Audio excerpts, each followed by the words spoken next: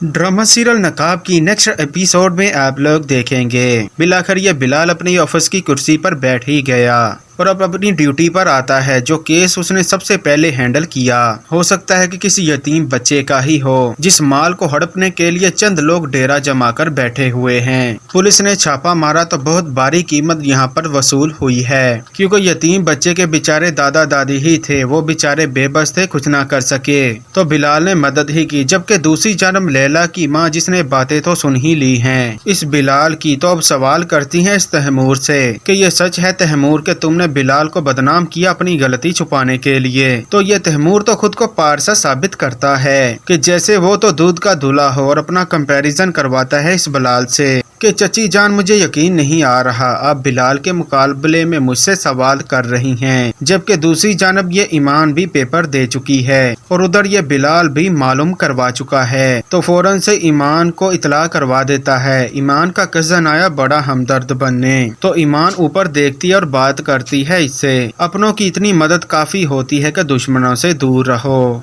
वैसे तो ईमान की इज्जत ही उछालता फिर रहा है इस ज़बाने पर में और ऊपर से उम्मीदवार भी होता है इस ईमान से शादी करने के लिए। दूसरी जानब देखेंगे कुछ वक्त बीतने के बाद ये ज़ारा ऑफिस जा रही थी तो सांस पूछ लेती है कि कहीं जा रही हो, तो ये बड़े ही इतराते हुए अंदाज में कह ही देती है ऑफिस जा रही हूँ, मैं तो मालिक हूँ ना उस ऑफिस की। अब तो तैमूर के वालिद भी खामोश नहीं रहते क्योंकि मालूम तो है हम सब कुछ करवा चुके हैं, तो ज़ारा को ही चिढ़ाते हैं कि तुम मालिक नहीं हो बल्कि मालिक की बीवी और बहू हो। ये सुनकर ज़ारा हक्की बक्की रह जाती है और ये तैमूर और उसकी वालदा बैठे तमाशा देख रहे होते हैं। ज़ारा सफाई देने की कोशिश करती है असल मालकिन तो मैं हूँ ना, मगर ज़ारा को जुटला दिया जाता है, उसकी कोई भी नहीं सुनता। यूं तैमूर ऑफिस गया तो उसकी सलीम चाचा के लॉयर से मुलाकात होती है। वो उसे बड़ी रकम ऑफर करता है, इतनी बड़ी रकम ऑफर करता है कि वो मना कर ही नहीं सकता। प्रॉपर्टी का केस ही लड़ना है सलीम का, तुम खुद जानबूझकर हार जाओ